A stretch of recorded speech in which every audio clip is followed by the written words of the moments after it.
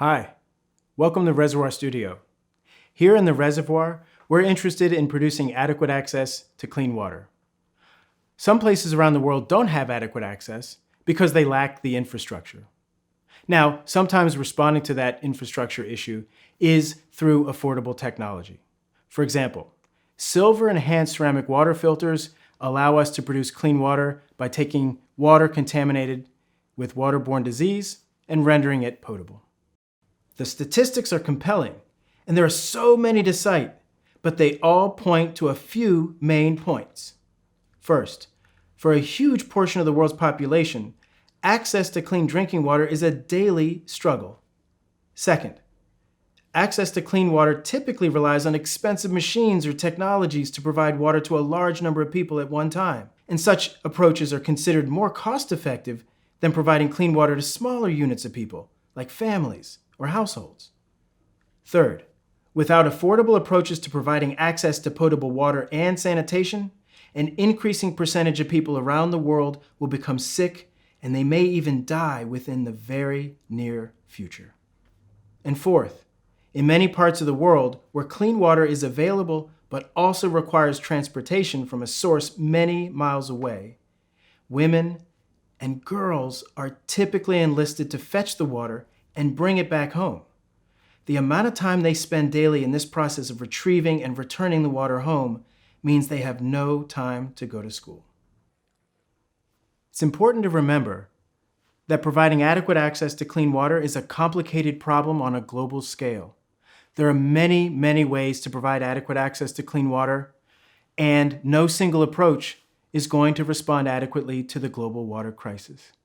Silver-enhanced ceramic water filters are one affordable technology that can respond to the global water crisis.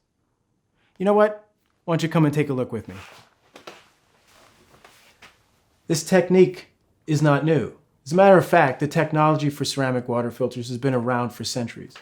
It's been over the last couple of decades that people have adopted this approach and have adapted it to local needs, conditions, and materials. Now, what's interesting is that these different approaches and different uses of the technology all meet at the same output, and that is to render water that's contaminated with waterborne disease potable. The water filters only work against waterborne disease, and they're not effective against pharmaceuticals, heavy metals, or salinated water. The materials for producing ceramic water filters are remarkably simple and available just about anywhere on Earth: clay and sawdust. There's a third material, colloidal silver, but we'll talk more about the silver in a moment. First, we have to sieve the sawdust.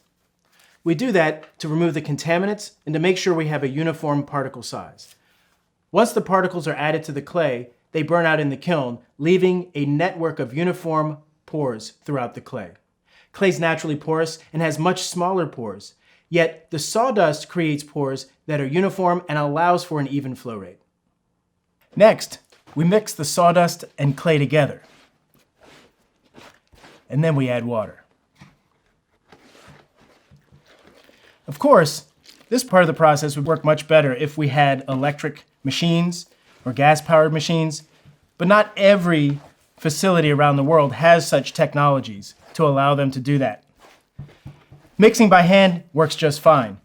Any clay will do, as long as it's plastic enough to go through the process of forming a filter, it's sturdy enough to withstand the firing process, and it has the porosity to allow for a clean, efficient flow rate. The last step in the process before pressing a filter is called wedging. This is a process that potters use to remove the air bubbles and also to make a uniform clay body. A high-volume water filter production facility would typically have one or even two big presses like this. These presses are made of steel. They're sturdy enough to produce many filters each day, and they're often run with a hydraulic jack, some of which are run by electricity. This press was designed to be broken down and transported very easily and fit into a suitcase. There are other designs for portable presses like this, and they are also made out of inexpensive, lightweight, and simple components that are not difficult or expensive to fabricate. Next, after the filter is air dried, it's placed into the kiln to be fired. This can be an electric kiln, a gas kiln, or a wood kiln. It just depends on what you happen to have handy. A brick maker, a tile maker, and of course a potter will have a kiln that can be used for this part of the process. After the filters are fired, there's just a few more steps in the process. These steps are really important because they help ensure the efficacy and quality of the filters.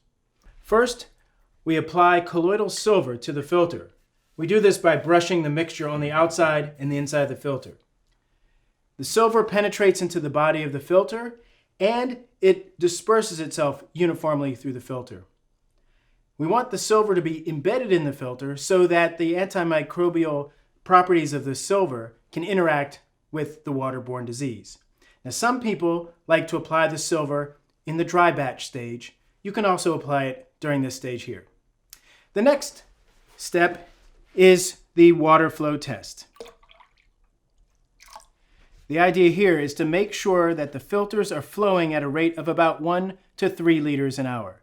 Now, this rate of flow is efficient and effective because we want the filter to have enough time to interact with the waterborne disease. The final stage is to test for antimicrobial efficacy. You can do this with a simple field kit like I have here. You want to test maybe 2-3 filters from each batch just to make sure you have a pretty good sample of your filters. Once the filters have passed all 3 of those tests, we're ready to use.